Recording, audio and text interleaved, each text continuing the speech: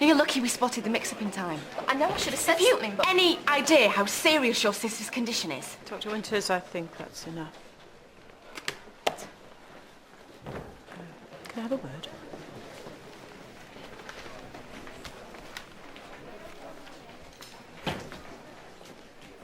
You know, sometimes it's easy to forget what she's been through, but when you see her like that... Too right, mate. You should have seen her this time last year. Oh, yeah? I probably shouldn't have told him, but he seemed so lost. Told him what? I told him his mum was in a happy place and that she'd be waiting for him one day. I never thought Why that... on earth would you tell him that? That's what I do, darling. I help people communicate with the other side. You're a skeptic. Doctors usually are. You only trust cold, hard evidence. You don't want to believe the future's already mapped out. I think you should leave now. Are you all right, love? Yes, I'm fine. No, you're not, are you? You're in real pain, you poor man. Get off me, please. Maybe you should sit down. Get off me, woman! Would you get this woman away from me, please? What are you all staring at? Mr. Jordan, let's get you something for that meat, Ray. Back to work, everyone. I'm here to see my son Joel bed. Don't bed, I'll just look him up. Thank you. I think you should go home. I need to know I've left this place in safe hands. Well, then you want to talk to Dr. Hannah. I don't think so, not under the circumstances. Look, I'm sorry, Nick. I can't help you, okay? Why not? Because I don't know where I'm going to be next week, let alone next month. Jessica's taken Harry to Saudi, and I have no idea where they are.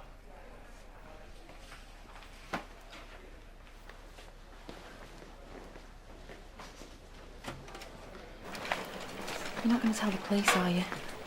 I'm a doctor. I'm not here to make judgments. I was ready to pass my test, I promise you. If I hadn't have had a fit this morning. Have you told the DVLA? So you'd get behind the wheel again, even though you could fit at any moment? You'll be taken through to cubicles shortly, and then I'll come and get you for your CT, okay? Amanda, it's nothing, I'm fine. But your head. You know what hospitals are like. Tend to be overcautious. It's nothing serious. You know, she's right. We should have told the DVLA. No one knows about this. Only the doctor. And she's not going to say anything. You heard her. Well, I think we should tell the truth. Are you crazy? It's the right thing to do. No, Amanda, it isn't. We just need to get you out of here and pretend none of this ever happened. OK, thanks. Bye. But he's not going to be able to cover it up for long, is he? Does he really think no one would notice the... You know what? Mr. Jordan has a headache because he works incredibly hard in an extremely pressurized job. Perhaps you lot should follow his example and actually do some work instead of standing around gossiping all day. Whoa. Well, I've finished my shift, actually. Oh, you have to keep the streets of Farmead safe? A marker's got to do what a marker's got to do. Who does this really benefit, Adam? Right.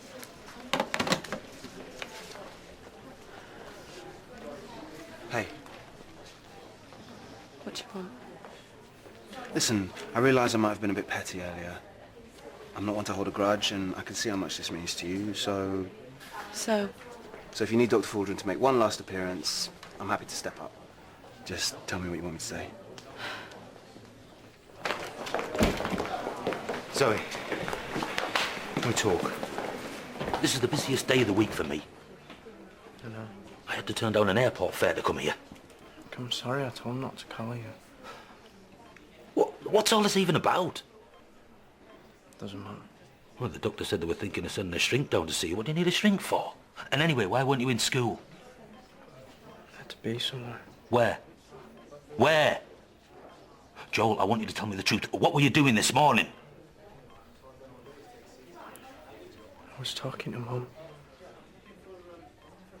I'm not going to be a fallback position, Nick.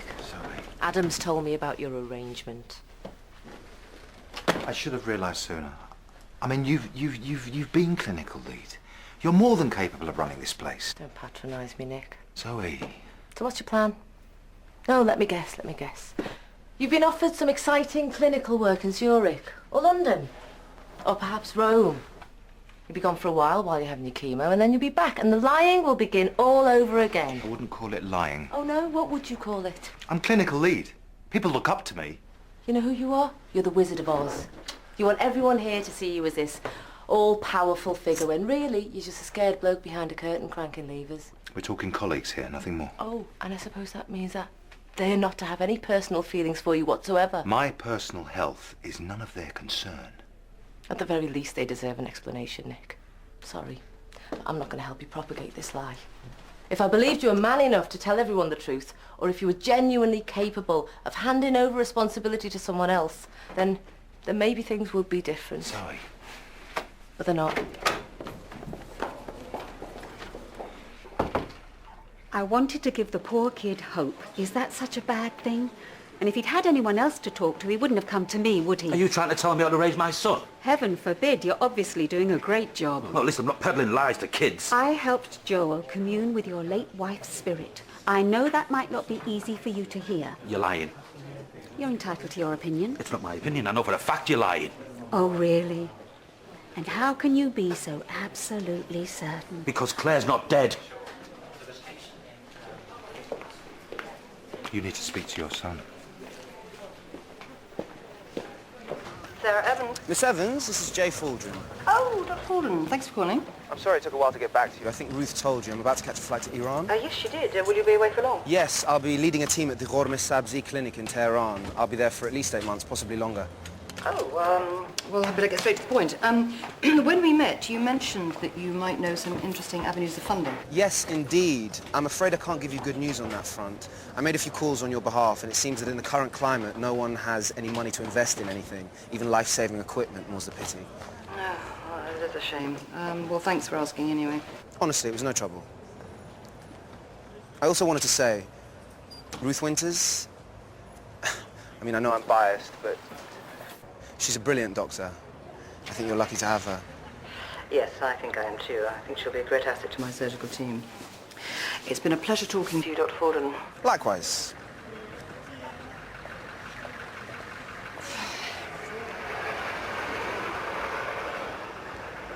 What was the name of that clinic? Ghormeh Sabzi.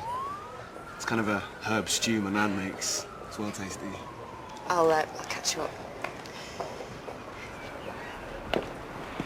Mr. Jordan. Dr. Winters, just came out for a bit of air. A bit hot in there today.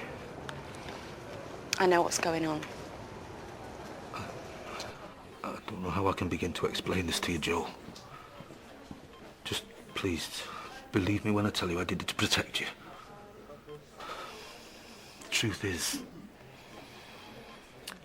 your mum didn't die. What? When you were 2.5, she packed up and left. There was someone else. No, you're lying.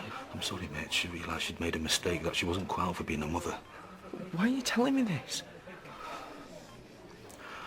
I should have told you. I know. It was stupid.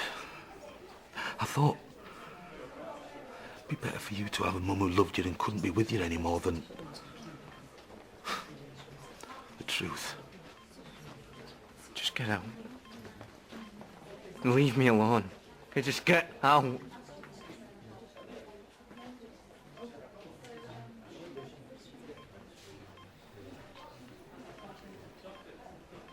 My father always swore he could handle his drink.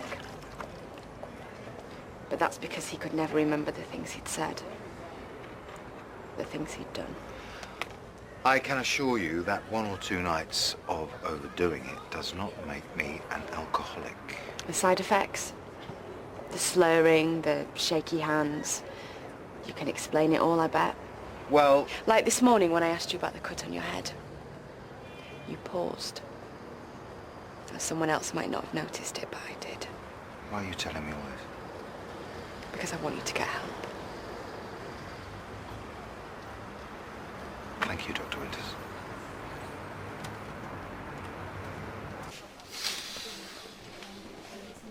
How are you doing? I'm fine. Just waiting for a scan. You? They're sending me home. You must have thought I was incredibly stupid. I'm sure you had a good laugh at my expense. No, not at all, no.